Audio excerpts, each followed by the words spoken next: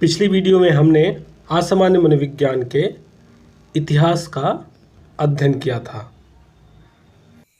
इस क्लास में हम लोग असामान्य मनोविज्ञान के व्यवहारिक संप्रत्यय का अध्ययन करेंगे और यह जानने की कोशिश करेंगे कि वह कौन से कारण होते हैं या आधार होते हैं जिनके अनुसार हम किसी व्यक्ति को सामान्य या असामान्य की श्रेणी में रखते हैं। जब एक व्यक्ति अपने दैनिक जीवन से जुड़े कार्यों को पर्याप्त पूर्णता के साथ करता है, अपने जीवन शैली से संतुष्ट रहता है तथा सामाजिक नियमों के दायरे में रहकर कार्य करता है, तो ऐसे व्यक्तियों को सामान्य व्यक्ति कहा जाता है। परंतु यदि एक व्यक्ति अपने दैनिक जीवन से जुड़े कार्यों को सही ढंग से करने में असमर्थ होता है और ऐसा व्यवहार करता है जो सामाजिक रूप से अमान्य होते हैं तथा उसे स्वयं दुखदायी एवं विकृत चिंतन के लिए प्रेरित करते हैं और जिनके परिणाम स्वरूप उसे दुख भोगना पड़ता है, तो ऐसे व्यक्तियों को असामान्य व्यक्ति कहा जाता है। यहाँ पर एक बात और चर्चा करने योग्य है कि सामान्य तथा असामान्य व्यवहार को निर्धारित करने के लिए कोई सार्वभौमिक मानक नहीं है, क्योंकि समय तथा परिस्थितियों के अनुसार इनके मानक बदलते रहते हैं। जैसे अगर एक खेल के मैदान में एक खिलाड़ी जीतने के बाद शोर मचाता है, चीखता है, चिल्लाता है, तो इसे एक स्वाभाविक प्रतिक्रिया मानी जाएगी। परंतु यदि कोई व्यक्ति सड़क पर चलते हुए यह क्रियाएं करता है, तो उसे असामान्य व्यवहार की श्रेणी में रखा जाएगा। सामान्य और असामान्य व्यवहारों को कुछ विशेषताओं के आधार पर समझा जा सकता है, जिसमें पहला है सामाजिक धारणा, सोशल परसेप्शन। एक सामान्य व्यक्ति को समाज में रहते हुए सामाजिक वातावरण में हो रही घटनाओं का क्या कारण है और उस परिस्थिति में उसे कैसा व्यवहार करना चाहिए, यह ज्ञात होता है। जबकि एक असामान्य व्यक्ति घटना का सही प्रत्यक्षण नहीं कर पाता और ना ही उसे यह पता होता है कि उस घटना के परिणाम में उसे कैसी प्रतिक्रिया व्यक्त करनी चाहिए।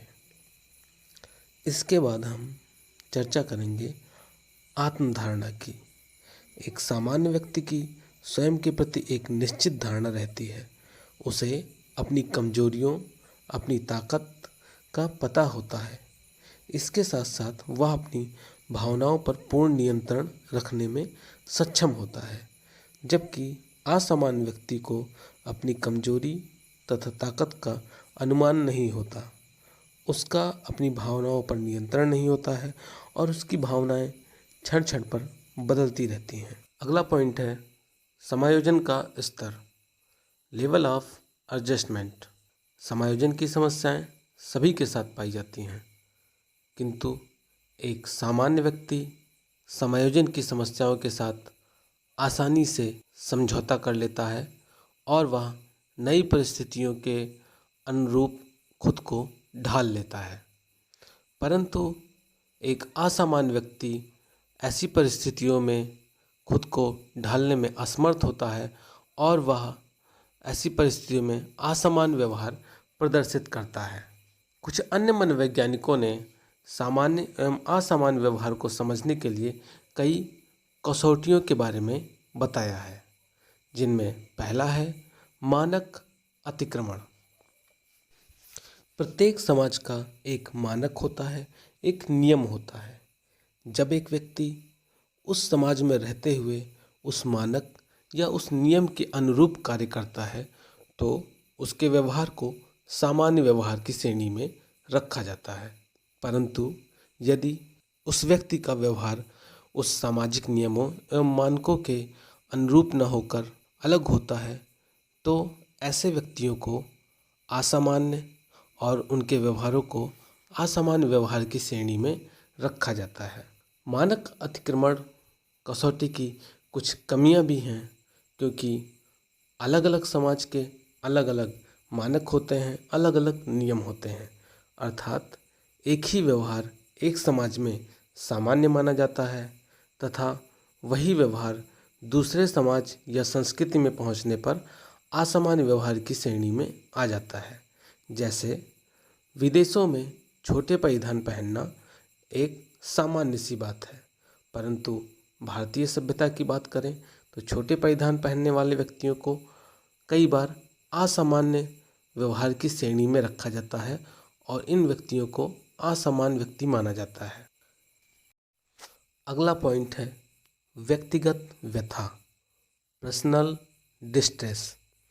इसके अंतर्गत व्यक्ति को अपने व्यवहार की जानकारी होती है और उसे यह पता होता है कि उसके व्यवहार के द्वारा ही उसे यातनाएं या दुख का सामना करना पड़ रहा है, और ऐसे ही व्यक्ति मनोचिकित्सा के लिए आते हैं और अपने इस व्यवहार से छुटकारा पाने की स्वयं कोशिश करते हैं और इसके लिए वह मनोवैज्ञानिकों से सलाह भी लेते हैं।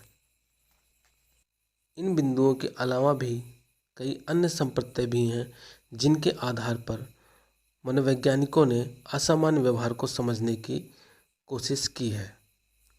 इसमें अगला प्रयास है कोमर का। कोमर ने असामान्य व्यवहार को समझने के लिए 4D का संप्रत्यय दिया, जिसमें पहला पॉइंट है विचलन या डेविएंस। इसमें वह व्यवहार आते हैं जो सामाजिक मानकों से भिन्न एवं असाधारण होते हैं। दूसरा पॉइंट है तकलीफ, डिस्ट्रेस। इसके अंतर्गत ऐसे व्यवहारों को असामान्य व्यवहार की श्रेणी में रखा जाता है जो स्वयं व्यक्ति के लिए दुखदाई या तकलीफ देने वाले होते हैं। थर्ड पॉइंट दुष्क्रिया या डायफंक्शनिंग।